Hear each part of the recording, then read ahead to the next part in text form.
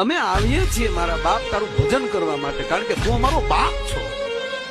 અમને તારું અંગ કહેવાય, જીવન કેને આશરે જાય. કાલા ઘેલા કોઈ તારા કહેવાના જપીએ તારા જાપ.